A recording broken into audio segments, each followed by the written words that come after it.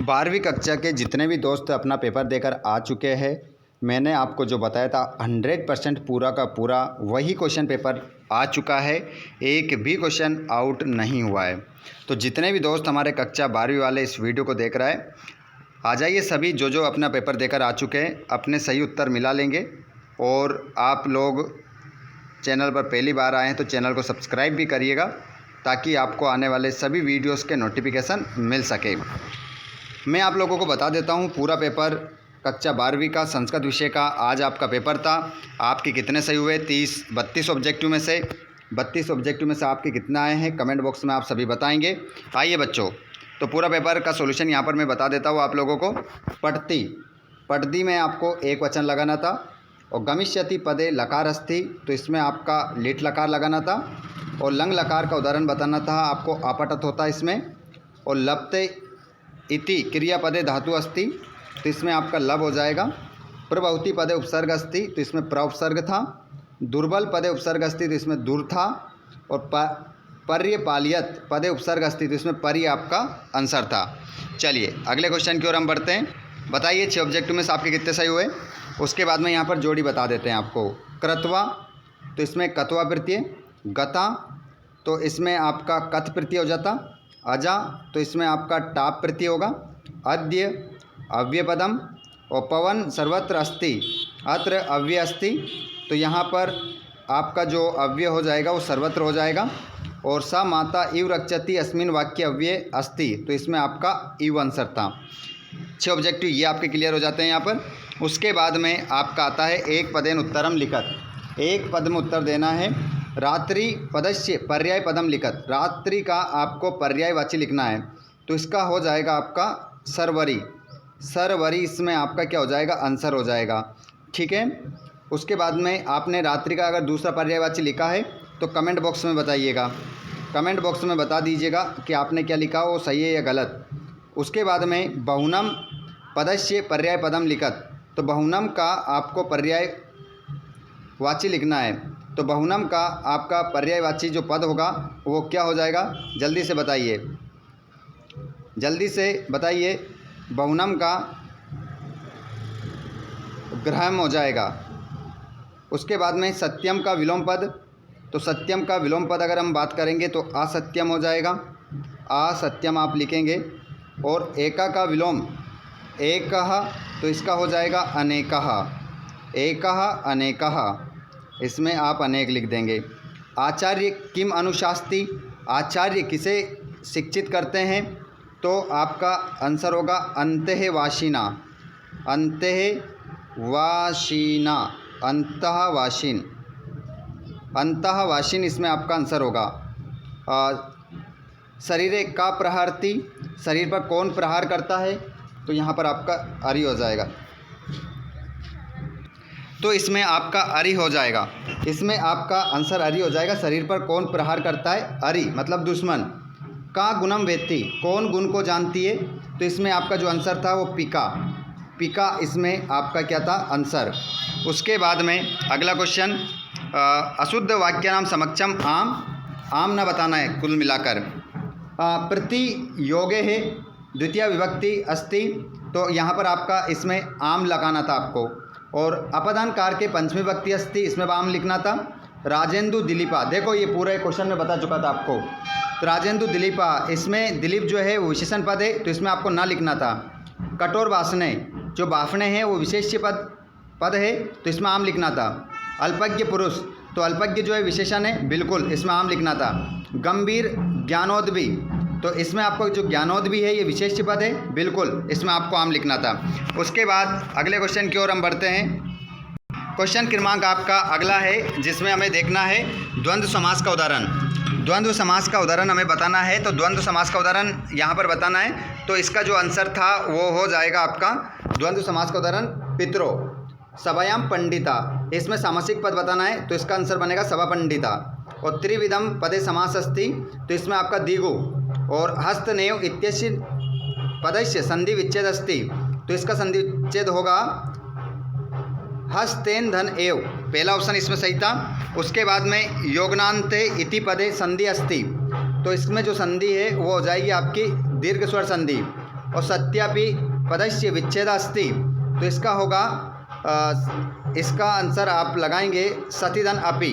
पहला ऑप्शन इसमें सही होगा। उसके बाद में क्वेश्चन देखेंगे अब आप। उसके बाद प्रश्न नंबर आप देख सकते हैं यहाँ पर छठा, रवि रसम किमर्थम आदते शिवगणा कीदृशासन केन कुलम विभाति हल्दी घाटी केशाम स्थली अस्ति नरके अशुचो के पतंती त्रिविधम कश्य द्वारम अस्ति। पूरे क्वेश्चन में बता चुका था आप लोगों को, पूरा क्वेश्चन वही आया है जो हमने बात की थी। यहाँ पर प्रश्न निर्माण में बता देता हूँ क्या करना था आपको। मया की जगह आपको लिखना था कया और पीछे क्वेश्चन मार्क लगाना था। यहाँ पर आपको लिखना था कश्य, दूसरे में आपको लिखना था कश्य, दो ही करने थे, है ना। यहाँ पर ये शब्द हटाना था, इसकी जगह कश्य लगाना था, पीछे क्वेश्चन मार्क। और यहाँ पर पित्रम, पित्रह, पित्रा की जगह आपको जो लिखना था वो लिखना था बच्चों, इसकी जगह आपको लिखना था, इसकी जगह आपको के, आपको इसकी जगह लिखना था के इसकी जगह आपको लिखना था, ठीक है। उसके बाद में यहाँ पर देख सकते हैं ये किसने किससे कहा, पूरा पेपर जो बताया 100% वही आया। उसके बाद में यहाँ पर अपठित गद्यांश था जिसको हमें इसी में संशय देना था। अजीर्णे किम बेजम अस्ति, तो यहाँ पर पहले का जो आंसर होगा वो आंसर था वारी। उसके बाद में भोजनांते किम विषम, तो इसका आंसर हो जाएगा आपका वारी। उसके बाद में वारी कदा बलप्रदम भवति, तो यहाँ पर आपका आंसर हो जाएगा जीर्णे, ठीक है। 3 आंसर थे, तीनों आंसर हमने देख लिए हैं। अगर आपने नीचे वाला किया हो तो नीचे वाले के आंसर भी बता देता हूँ। देवी संपद कस्मे मता, तो देवी संपद विक्षमाय, ये आपका इसमें आंसर था। दूसरा आसुरी संपद कस्मे मतः, तो इसमें आपका जो आंसर था वो था अभी जातो अस्सी, अभी जातो अस्सी, इसमें आपको लिखना था ऐसे, अभी जातो अस्सी, ये आपका इसमें आंसर था। उसके बाद में का संपद अभी जाता माँ सूचा अस्सी, तो माँ सूचा संपद देवी, इसमें आपका देवी में आंसर था, इसमें आपका देवी में आपका आंसर था इसमें, ठीक है। ये भी आपका हल हो जाता है। 3 नंबर यहाँ से आपके आ गए होंगे।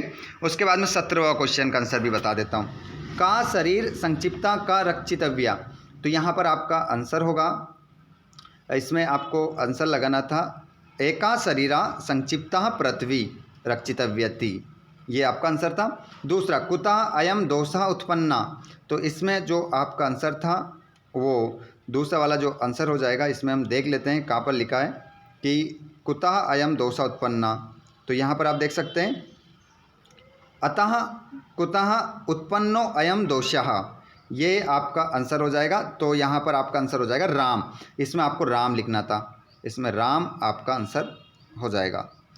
उसके बाद में का परित्रव्यः, तो राम, इसका आंसर भी आपका क्या था रामः, ठीक है। उसके बाद यहाँ पर अगर आपने अतो वाला किया तो इसका भी आंसर देख लीजिए। का विद्या अध्ययने रतः, तो इसमें आपका जो आंसर हो जाएगा वो हो जाएगा